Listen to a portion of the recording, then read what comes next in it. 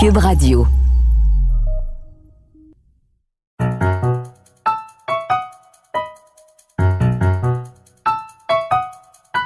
Ici Mathieu Bock-Côté et bienvenue aux Idées mènent le monde.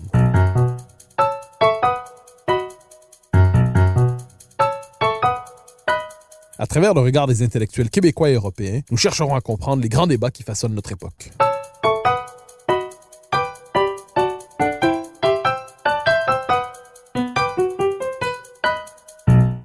Le mouvement souverainiste a longtemps été au cœur de la vie intellectuelle et politique québécoise. La vie collective québécoise tournait en fait autour de la question nationale. Elle en était le principe structurant. Mais depuis la défaite référendaire de 1995, nous le savons, elle s'est décomposée. Et plusieurs la jugent aujourd'hui en lambeaux, au point même où bien les souverainistes sont à la fois convaincus des vertus de l'indépendance et du fait qu'elle n'arrivera jamais. Paul Saint-Pierre Plamondon est arrivé à la direction du Parti québécois à l'automne dernier avec l'idée de rebâtir le camp du oui. Sa campagne brandissait l'étendard de l'optimisme. Qu'en pense-t-il aujourd'hui? Lui qui ne vient pas du mouvement souverainiste, qui ne connaissait peut-être pas de l'intérieur la culture politique qui lui est associée, quel regard pose-t-il sur les carences du mouvement qu'il dirige? Paul Saint-Pierre Plamondon, bonjour. Bonjour. Alors, question... Ce sera léger comme entretien? Oui, mais ce sera très léger. Alors, ce sera léger, mais ça sera l'avantage d'être inactuel, hein, c'est-à-dire on parle de la question nationale et de l'indépendance. Question première, toute simple, mais pas seulement. Vous arrivez dans le mouvement souverainiste il y a quelques années, vous arrivez sans la culture politique du souverainisme, je dirais donc sans la mémoire des défaites, sans la mémoire des combats perdus, sans la mémoire des glorieuses défaites qui accompagnent le mouvement souverainiste, les victoires morales, on appelle ça. Vous arrivez avec la psychologie d'un autre milieu, vous prenez la direction du mouvement souverainiste il y a quelques mois maintenant, en octobre si je ne me trompe pas. Quelle est votre impression lorsque vous prenez la responsabilité du mouvement souverainiste? Est-ce que vous avez l'impression d'être dans un parti qui est habitué à ses défaites?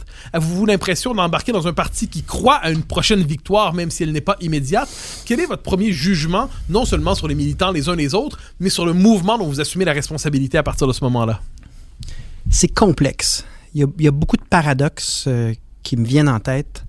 Bon, moi, l'esprit dans lequel je me porte volontaire, puis je prends ce défi-là, puis j'y consacre toutes mes énergies, c'est vraiment de se dire des sondages entre 15 et 20%, alors que on porte une question qui traverse les siècles, qui est portée dans le cœur des Québécois et qui, sans en faire la promotion, puis à peu près dans les pires circonstances, réussit à faire des sondages à 40% après répartition des indécis, comme c'était le cas il y a quelques mois.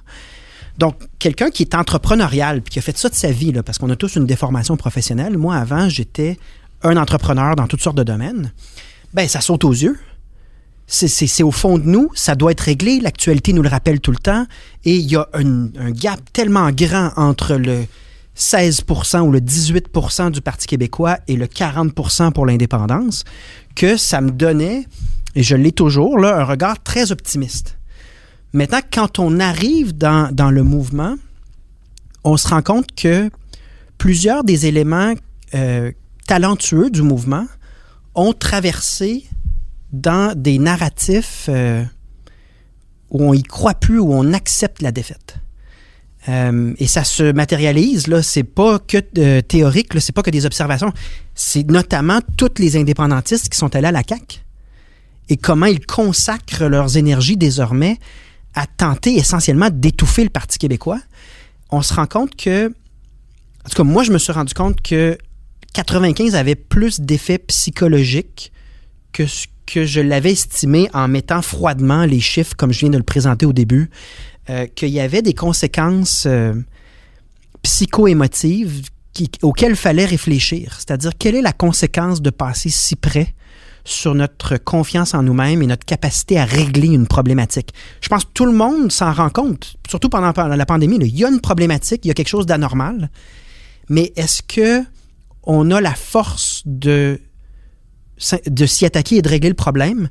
Je vois dans la grande mouvance indépendantiste plusieurs mécanismes pour ne pas vraiment, honnêtement, s'attaquer, prendre les décisions en conséquence des défis. On le voit, par exemple, pour la langue française. Pour la langue française, il y a une bonne part de gens favorables ou sympathiques à l'idée de l'indépendance, ou qui l'ont été, qui vont accepter des demi-mesures ou des des négociations symboliques pour peut-être obtenir une modification de la loi sur les langues officielles, ça n'a aucun sens. Mais il y a donc des paradoxes qui se créent, qui sont très visibles parce que ceux qui sont au Parti québécois en ce moment sont des gens d'une résilience et d'une croyance en leurs valeurs, en leur projet politique qui est exceptionnel.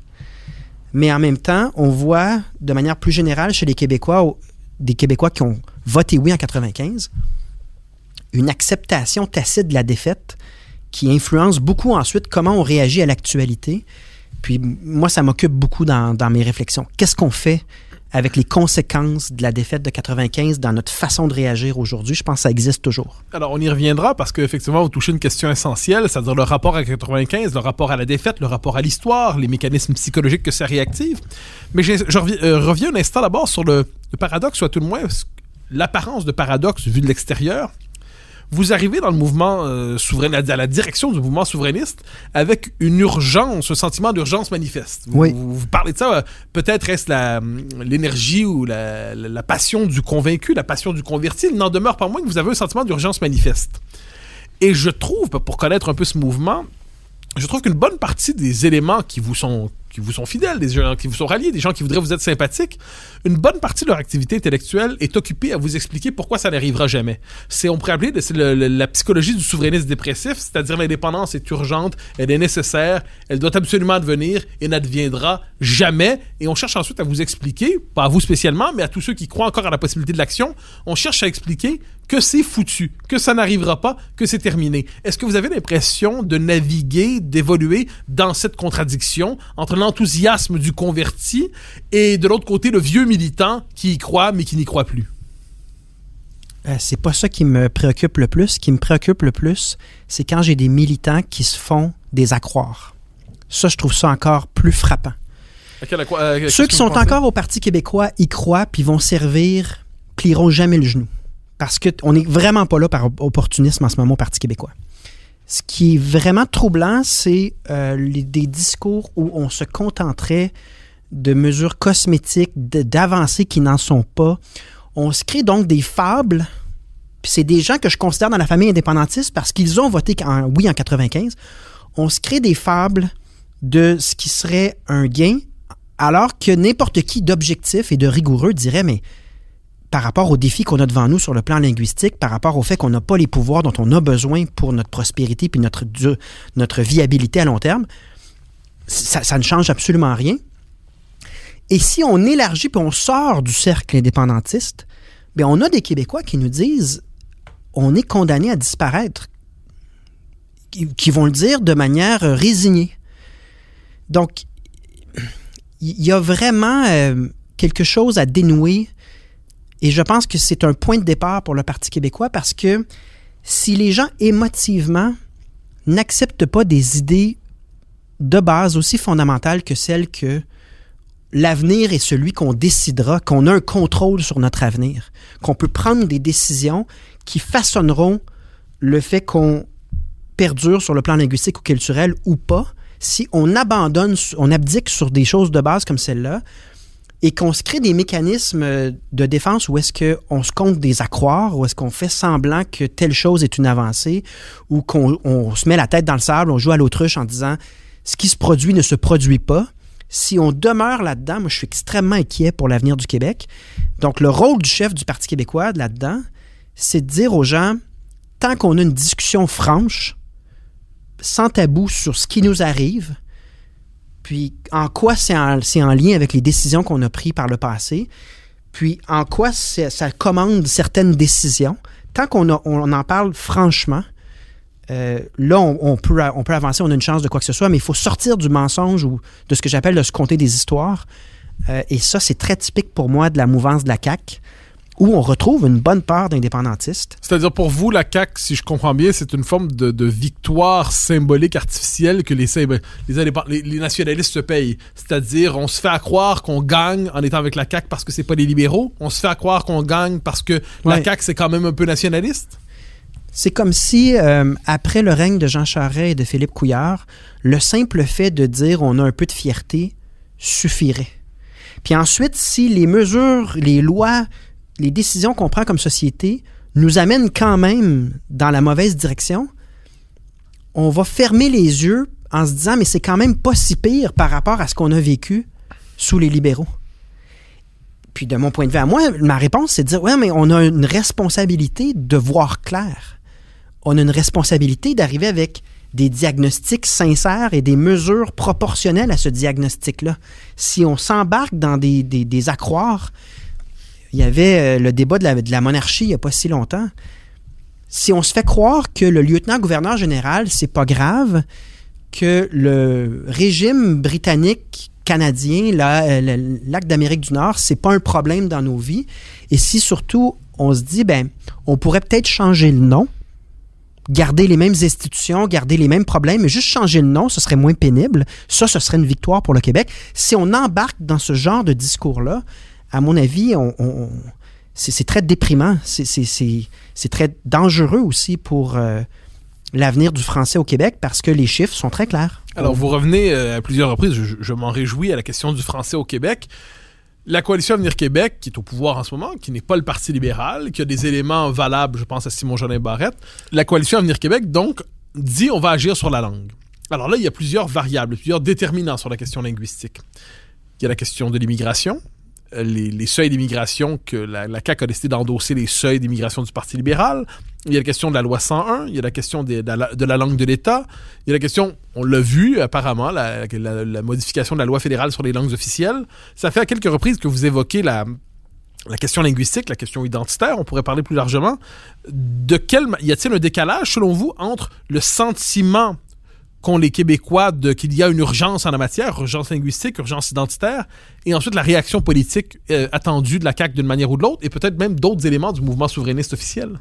Mais c'est pour ça que j'insiste sur Dawson. Dawson, pour moi, c'est un diagnostic qui est très clair. Il n'y a pas de place en cégep francophone, puis on crée 1000 places en cégep anglophone à même des fonds publics qu'on injecte d'urgence. On est déjà dans une dynamique d'anglicisation de la région de Montréal. On l'accélère. Ce que la CAQ offre, c'est des déclarations d'amour ponctuelles pour la langue française. C'est très cosmétique. Mais quand on arrive, on dit, OK, mais si c'est ça votre intention, agissez en conséquence. Bien là, il y a ce décalage-là entre la réalité et le message. Mais d'une certaine manière, il y a le facteur pandémie aussi. Là, je pense que les gens, tant qu'on ne sera pas sorti de la pandémie, leur temps, leur énergie pour remettre en question est peut-être indisponible. Ça, il faut en tenir compte quand même. Mais nous, on s'adresse à la CAQ en disant, mais si tel est votre sentiment pour la langue française, donnez-nous quelque chose de cohérent, agissons. Et c'est là que ce double discours a lieu et je vois plusieurs gens qui ont voté oui adhérer en se disant, au moins aujourd'hui, on me dit que la langue française est importante, alors que sous Philippe Couillard et sous Jean Charest, fallait quasiment en avoir honte, donc j'ai une forme de gain. Mais je pense que c'est sous-estimer la trajectoire dans laquelle on est engagé. Donc, je comprends bien, Yann, chez vous, une critique, appelons ça d'un nationalisme compensatoire, d'un nationalisme cosmétique, mais je vous transforme un instant en psychologue politique. Pensez comme ça. On peut supposer, à tout le moins je le suppose, je le confesse, que François Legault est un authentique patriote québécois. C'est un authentique national. Il veut que le Québec aille mieux. Il veut que le Québec se porte mieux. Il veut que le Québec, à la question, voulez-vous que le Québec devienne souverain, il dit, les Québécois sont pas rendus là. Il dit pas non, il dit... On peut supposer que François Legault souhaite que le Québec demeure français. On peut supposer que François Legault est conscient de la dynamique de l'immigration massive qui fait en sorte que on a eu la West Islandisation de Laval, que tout Montréal est finalement une extension politique du West Island aujourd'hui. À partir de votre expérience de la vie politique, là, vous êtes à l'intérieur de cet univers-là désormais. Vous regardez les acteurs de l'intérieur. Comment expliquez-vous qu'un homme comme François Legault et que tant de nationalistes québécois, aujourd'hui, qui partagent probablement une bonne partie de vos constats, n'aillent pas plus loin ensuite dans les gestes qui pourraient suivre? J'hésite parce que je connais pas les dynamiques internes de la Coalition Avenir Québec, mais je suis toujours surpris quand je regarde un peu qui sont nos interlocuteurs de voir à quel point il y a parmi ce parti politique-là des gens qui sont tellement libéraux que toute discussion sur les thématiques qu'on vient de soulever doivent être extrêmement pénibles pour eux. Et je vois des indépendantistes qui, il y a 2-3 ans, travaillaient sur les 50 questions plus 1 pour accéder à l'indépendance. Et je peux juste présumer des dynamiques internes de ce parti-là et des incohérences que ce mariage impossible-là, auquel ça peut donner lieu. Mais l'autre facteur aussi, c'est peut-être simplement qu'ils ont ils ont des sondeurs ou ils ont une lecture de l'opinion publique où le simple fait de dire quelque chose de gentil une fois de temps en temps sur la fierté québécoise, l'identité québécoise ou la langue suffit à se maintenir dans les sondages. C'est peut-être aussi utilitariste que ça. Alors, si les Québécois ont eux-mêmes, depuis 1995, perdu un peu le courage, ou il faut être très franc, puis il faut être très valeureux pour dire « je prends de front mon déclin linguistique et culturel et j'en fais quelque chose ». C'est pas facile comme discussion, parce que ça nous replonge tout le temps en 1995. Moi, je l'ai vécu à 18 ans.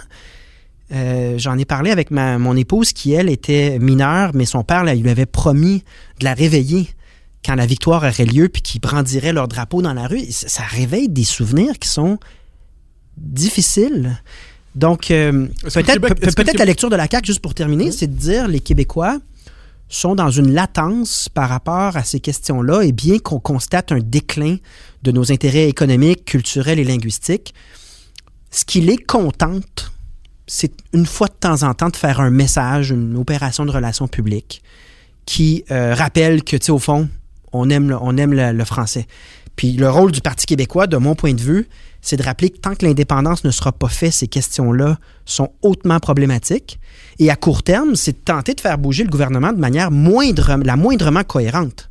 En disant, mais si c'est ça vos aspirations, puis c'est ça votre intention, bien, dans tel ou tel dossier, soyez un peu cohérent, conséquent, et donnez une chance à la viabilité de la culture québécoise et du français à moyen et long terme. Puis malheureusement, à date, pas par manque d'efforts, mais j'ai pas réussi.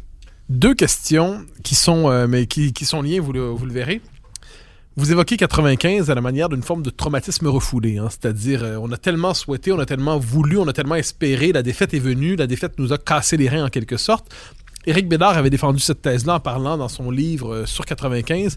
Il avait évoqué l'idée que c'est une forme de traumatisme refoulé de la politique québécoise contemporaine. Antoine Robitaille a déjà évoqué ça aussi. Donc, est-ce que pour vous, la vie politique aujourd'hui québécoise tourne autour d'une défaite inavouée? Première question. Et deuxième question, qui est peut-être beaucoup plus difficile en fait, vous dites peut-être les Québécois se contentent de tout cela. Peut-être que les Québécois, finalement, se contentent d'un nationalisme rhétorique, d'un nationalisme cosmétique. Est-ce qu'il y a, selon vous, chez les Québécois, peut-être une forme de consentement inavouable et inavoué, mais réel, au sentiment de leur propre disparition? Est-ce que les Québécois il y en a qui me l'avouent. Il y en a qui me l'avouent.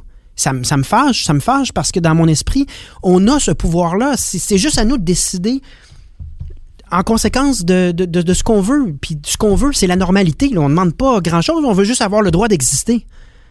Puis de ne pas être toujours sous le joug possible de la disparition. C'est pas un héritage à donner à nos enfants, ça. Je pense que... je vous relance là-dessus sur un mot. Vous évoquez un mot très important qui est disparu de la vie politique québécoise depuis longtemps, le mot disparition. Les souverainistes disaient normalité, disaient meilleure société, disaient meilleurs programmes sociaux. Les souverainistes parlaient le langage toujours du progrès, entre guillemets. Exact. Puis on est dans un cycle de régression. Mais le retour, l'ancrage de l'indépendance de cette idée que nous pouvons disparaître comme peuple, c'est absent de la rhétorique politique depuis au moins 25 ans. Mais là, les chiffres sont explicites. C'est Statistique Canada qui me le dit. C'est des chutes de 8-9 points de pourcentage en seulement un peu plus de 20 ans. Là. C'est très, très, très rapide. Donc, moi, je pense qu'il y a... Là, je vous dis ma lecture comme moi, je le vis. Dans mon esprit à moi, il y a le traumatisme de 95. C'est vraiment crève-cœur. C'est pas facile de se relever de ça. C'est suivi du plan B de Jean Chrétien et de l'introduction de Jean Charest en politique.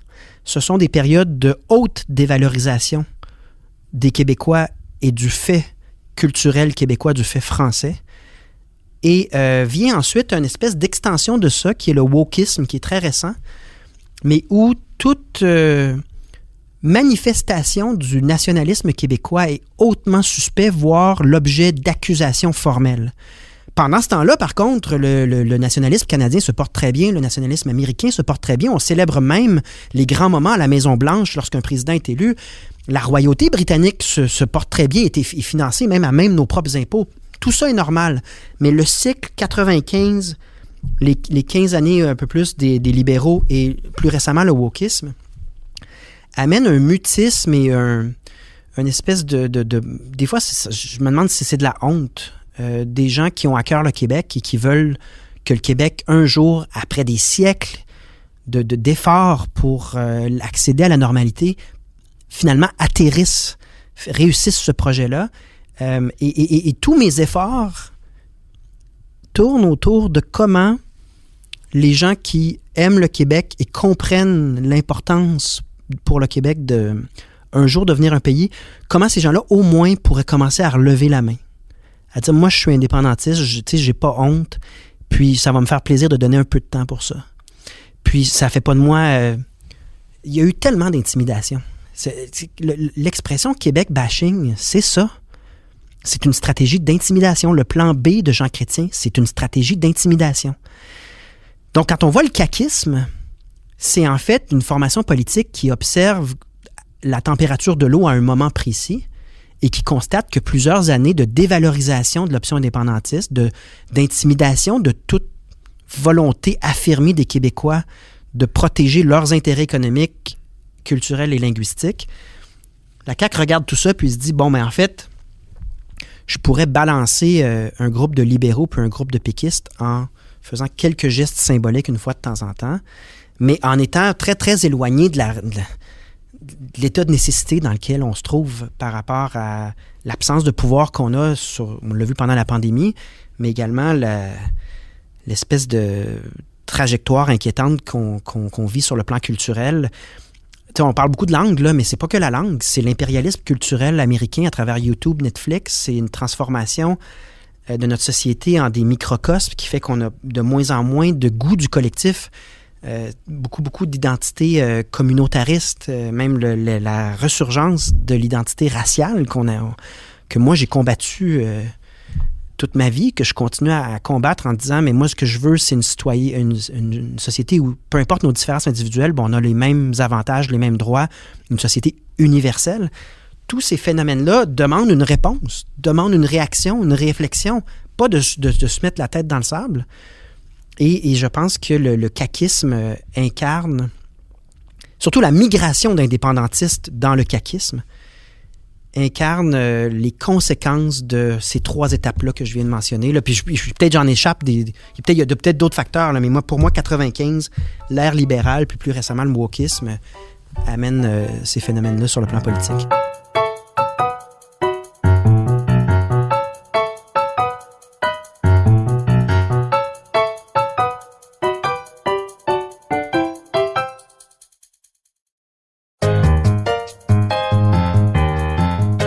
Certains vous répondront, la CAQ, après avoir tant reculé depuis 25 ans, la CAQ, c'est l'occasion d'un début de riposte. On l'a eu avec la laïcité. Il y a quand même une rupture de ton, il n'y a pas de doute, avec l'ère libérale. Oui. Il y a une rupture de ton, sans le moindre doute, avec cette espèce d'enthousiasme multiculturaliste, cet enthousiasme canadianiste. Nul ne doute de la fidélité nationale et patriotique de François Legault. Est-ce que, 1, cette rupture de ton, 2, la loi 21, 3, cette idée qu'on va faire quelque chose sur la langue, même si on attend toujours le moment, est-ce qu'on peut pas quand même prendre au sérieux ces Québécois qui disent, bon, c'est peut-être pas l'indépendance, mais dans les circonstances, c'est pas seulement plus que rien, c'est déjà un pas dans la bonne direction, même si c'est pas 2 pas, 3 pas, 4 pas. Ben, je prends très au sérieux ces électeurs-là. Je les comprends, mais je leur réponds, on demeure quand même dans la culture du mensonge. La culture du mensonge des libéraux, c'était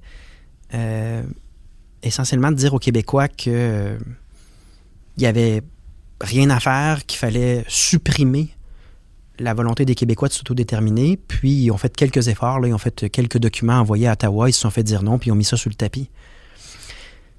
Puis, moi, je suis surpris parce que je m'attendais à ce que le caquisme frappe un peu plus fort dans les négociations avec Ottawa. C'est-à-dire que pour moi, je prends très au sérieux l'électorat qui a suivi la CAQ dans le raisonnement que tu viens de faire. Mais ce que je trouve surprenant, c'est que lorsqu'ils se font dire non à date, ils sont surprenamment silencieux, surprenamment consentants à l'ordre juridique actuel, l'ordre juridique canadien, surprenamment passifs. Donc, ça crée vraiment un gap immense entre ce qu'ils disent et ce qu'ils font. Pour moi, c'est là que le Parti québécois doit prendre absolument une place. Mais donc, c'est pas l'électorat que je prends pas au sérieux. Là. Je comprends que si tu sors d'un régime libéral là, extrêmement toxique pour l'avenir de notre société, ben, un gouvernement qui dit « moi, je vais au moins essayer de défendre nos intérêts », c'est attrayant. Mais il y a une prolongation de la culture du mensonge, une façon pour la CAQ là, de ne pas faire ce qu'elle dit dans tous les enjeux qui sont importants pour les Québécois, qui fait pour moi de la CAQ un gouvernement transitoire.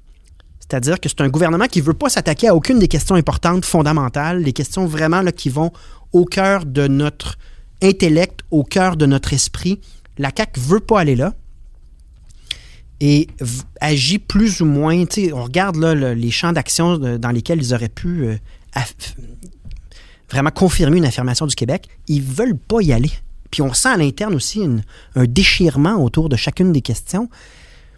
Donc, c'est un peu être au neutre et je pense que ça fait de la CAQ un gouvernement qui est transitoire.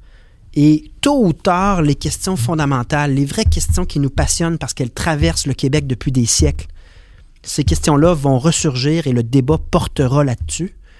C'est là que je vois un avenir pour le Parti québécois parce qu'on incarne quelque chose qui existe intellectuellement et émotivement chez les Québécois depuis des siècles. Donc, c'est légitime ce qu'on fait. Il y a de la place pour ça. Et j'attends... Évidemment, on est en pandémie, là, ça change un peu le contexte, mais ce moment-là ça viendra sans faute. Alors, nous y arrivons, mais vous avez posé la question, je m'en voudrais de ne pas y revenir, du wokisme. On en parle de plus en plus, la gauche woke, une gauche religieuse américaine, une gauche intolérante. Elle se manifeste dans les universités, mais pas exclusivement. Elle pèse dans l'espace public. Elle crée un climat d'intimidation. Est-ce que vous croyez, ça c'est une question qui m'obsède personnellement et je me permets de vous la poser, que chez une bonne partie des appelons ça des jeunes élites, pour moi le mot élite n'est pas péjoratif, donc des gens qui se croient appelés à gouverner d'une manière ou de l'autre dans la société, qui ont un sentiment national présent, c'est-à-dire ils sont portés spontanément par un amour du Québec, ils sont conscients de son histoire, de sa démographie, de sa réalité. Est-ce que chez une bonne partie de ces gens-là, qui sont dans des positions sociales appréciables souvent, le sentiment national n'est pas inhibé en partie, non seulement parce que vous avez évoqué jusqu'à présent la culture de la défaite, la manière de se raconter des histoires, le règne libéral, 95, mais aussi par cette intransigeance, cette intolérance idéologique du wokisme qui consiste aujourd'hui à assimiler au racisme, à l'extrême droite, toute manifestation de fierté, de nationalisme québécois. Mais c'est sûr que ça a eu lieu, mais l'espérance de vie de cette période-là est beaucoup plus courte. Vous croyez? Ah oui, j'en suis convaincu. Pourquoi tant d'optimisme? Un phénomène de retour de balancier. Un phénomène aussi que j'observe. En fait, on peut prendre le fait qu'il n'y a pas si longtemps, on débattait, mais à titre de représentant de deux camps ennemis, ce serait fort, mais Mathieu Bock-Côté représente le conservatisme et je me suis toujours réclamé du progressisme. Je me souviens combien de débats animés on a eu ensemble. Qu'est-ce qui fait que dans les dernières années, il y a un dialogue beaucoup plus constructif? Puis moi, j'ai du plaisir à lire ce que tu fais. Ça me fait plaisir d'accepter si tu m'invites. Je pense que l'axe gauche-droite existe toujours, mais il est moins important que l'axe démocrate-autoritaire.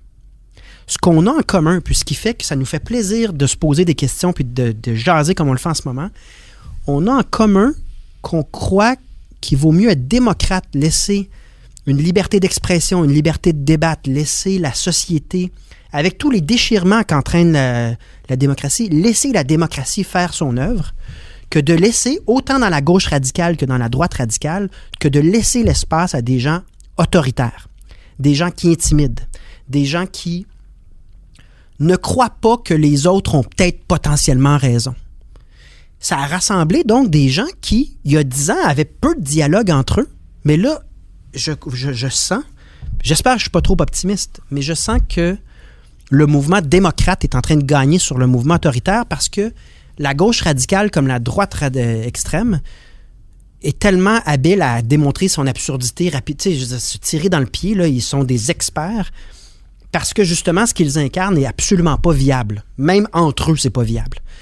Donc, je prédis une espérance de vie à cette forme d'intimidation là, pour ceux qui veulent affirmer que le Québec est francophone, veulent affirmer que le Québec, un jour, deviendra un pays.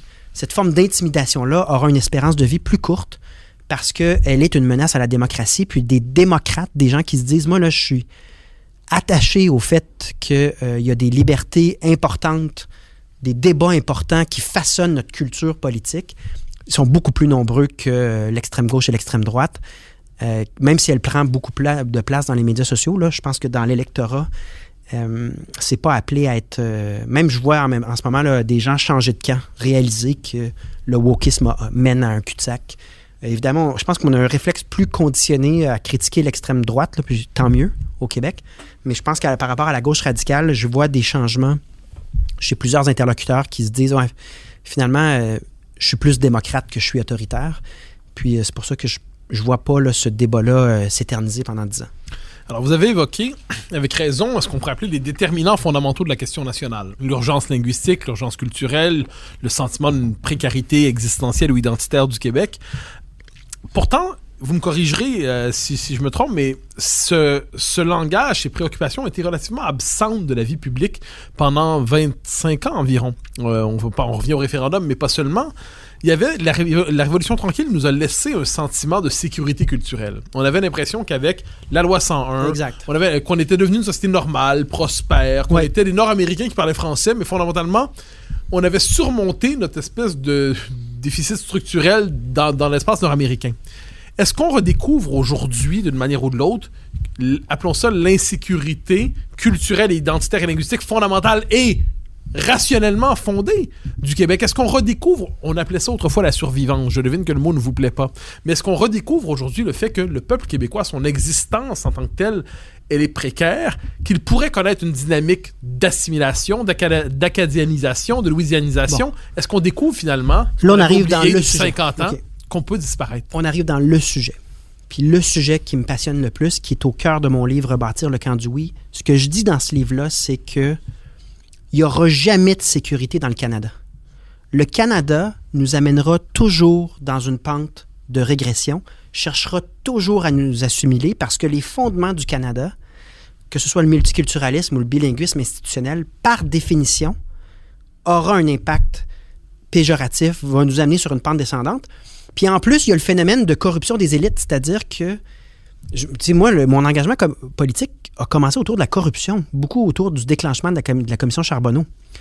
Puis, avec le temps, je me suis dit, tant qu'on demeurera dans le Canada, il y aura des partis fédéralistes dont la loyauté envers le Canada amène une dose de corruption. Pas pour dire que toute la corruption vient du fédéralisme, mais le fédéralisme vient effectivement avec une bonne dose de corruption. L'affaiblissement du Québec à tout prix, de toutes sortes de manières. Puis c'est pas juste l'affaiblissement du discours souverainiste dont il est question, c'est l'affaiblissement de nos institutions, même, je dirais, le sabotage de nos institutions québécoises.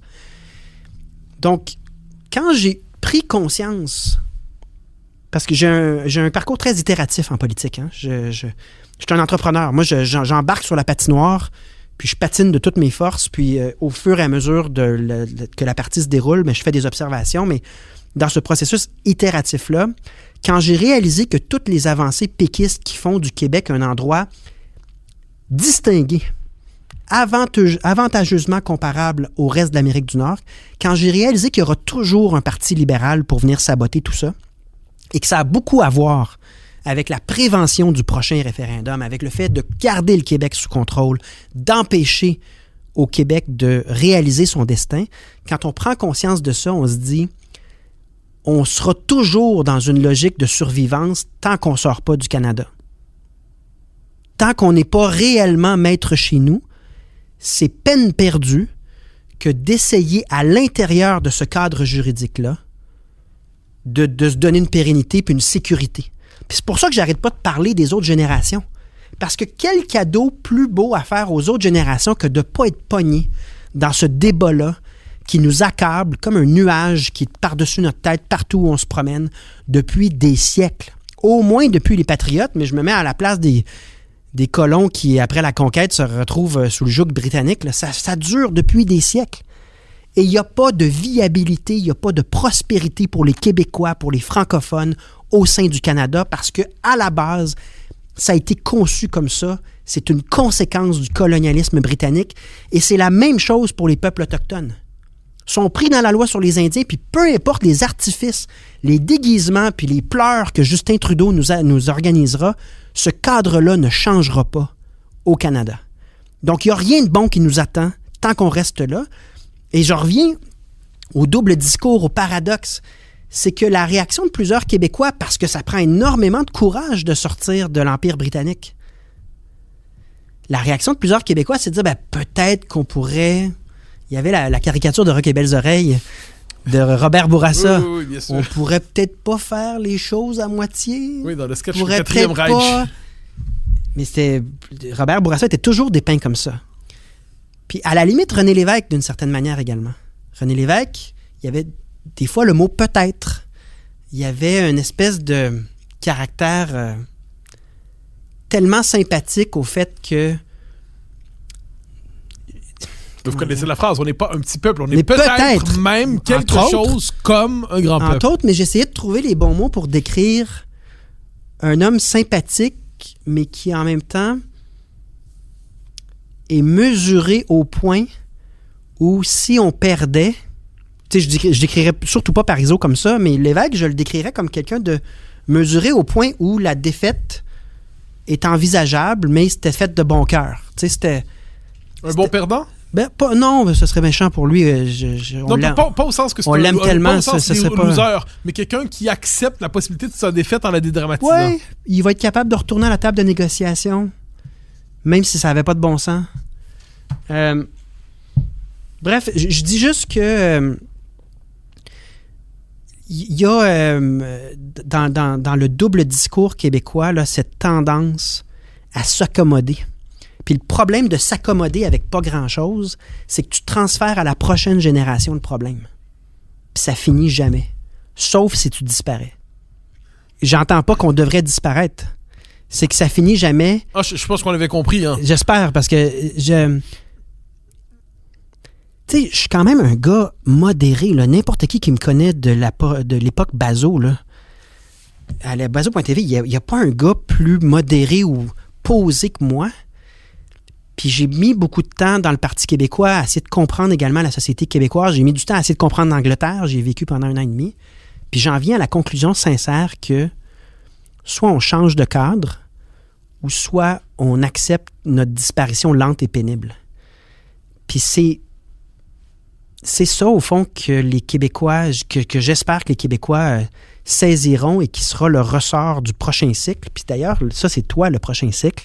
Cette notion-là que les choses partent, reviennent, il y a des cycles, c'est normal. C'est normal qu'après un coup dur dans sa vie personnelle, on soit une période de temps dans son sous-sol à broyer un peu de noir. Mais naisse toujours un nouveau cycle. Ce nouveau cycle-là requiert une dose d'honnêteté. Dans ce nouveau cycle-là, il faut absolument être capable de se dire, c'est vraiment ça. Soit on sort de ce cadre-là, puis on décide pour nous-mêmes, puis à ce moment-là, viendra des années beaucoup plus sécures sur le plan linguistique et culturel, mais justement, on se donnera une pérennité.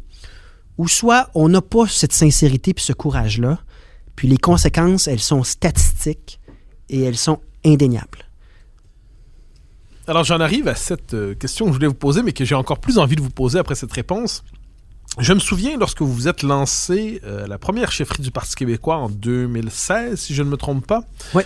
On vous avait demandé, un journaliste vous avait demandé quel était votre voyage vers Banff, hein, c'est-à-dire en référence à Parizeau, c'est-à-dire Parizeau qui prend un train, c'est la formule Parizeau. C'était le jour du lancement. C'était le jour du lancement qu'on m'a posé cette question-là. Parizeau, pour ceux qui ne connaîtraient pas l'anecdote, racontait qu'il était devenu souverainiste comme ça. Il allait faire une conférence, je crois, sur le fédéralisme fiscal en Alberta. Il prend le train à Montréal, il étudie tout ça. Quand il arrive en Alberta, il est rendu souverainiste parce qu'il a étudié les comptes, il a étudié les dossiers, puis il en sort souverainiste. J'ai l'impression que vous avez un parcours semblable dans l'état d'esprit, c'est-à-dire vous venez pas de ce milieu-là, vous venez pas de la famille nationaliste, vous avez pas ces tics et travers pour le meilleur et pour le pire, vous avez probablement pas eu les réflexes de crier on veut un pays dans une salle péquiste en 2003 sur le mode de l'incandescence, sur le mode de la transe collective, et vous arrivez par un chemin inattendu, à partir d'un parcours sociologique différent, vous arrivez dans un mouvement, à la différence que Parizeau arrive lorsqu'il est en ascension, et vous arrivez lorsqu'il est peut-être à la veille de son extinction.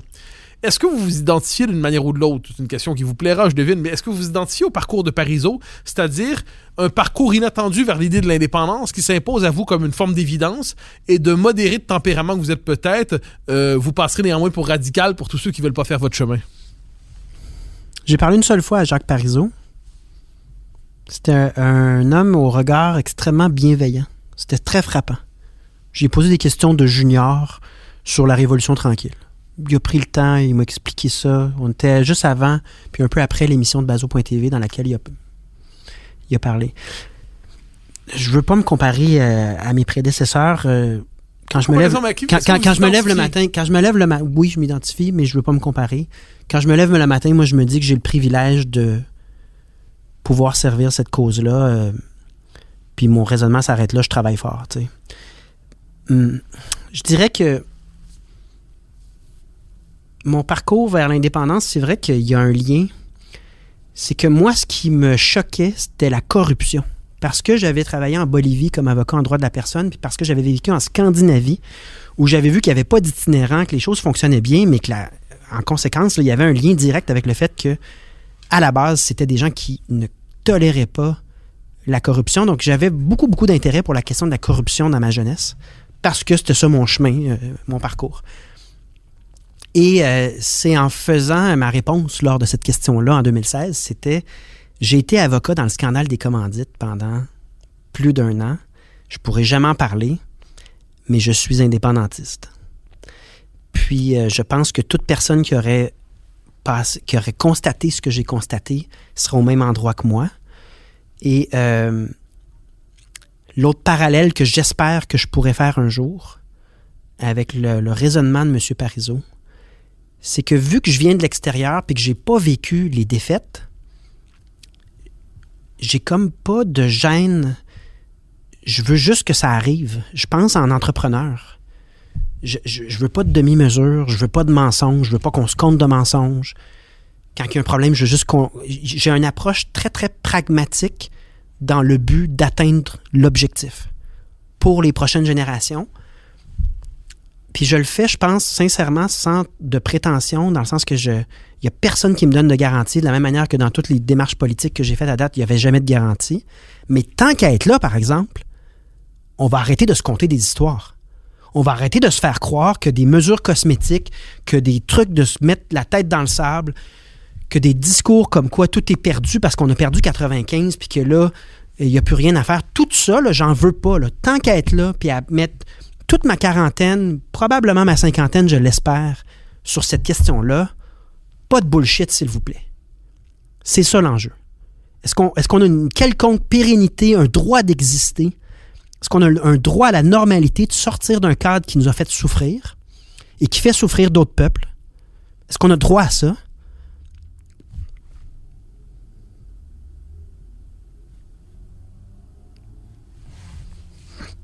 Alors, votre formule est assez forte. Est-ce qu'on a droit à ça? Est-ce que vous croyez que les Québécois ont envie de se donner le droit à ça? Est-ce que vous croyez qu'ils sont traversés par un désir de vie ou un désir de mort? Je pense que ça part puis ça revient. Je pense qu'essentiellement, 95 a tellement frappé fort que c'est Lucien Bouchard qui parlait de ressort brisé. C'est normal, mais je pense que la thèse du nouveau cycle, elle est crédible. Elle n'est pas garantie, mais elle est crédible parce que ces choses-là partent et reviennent. Et là, on est confronté à des choses qui devraient susciter chez nous un peu d'instinct de survie. Juste un petit peu de fierté. Puis si cet instinct de survie, un peu comme de l'adrénaline, revient dans notre système, la réponse, ça va être l'indépendance. Il n'y en a pas d'autre. Paul Saint-Pierre Plamondon, je vous remercie infiniment pour votre passage aux Idées mènent le monde. Merci.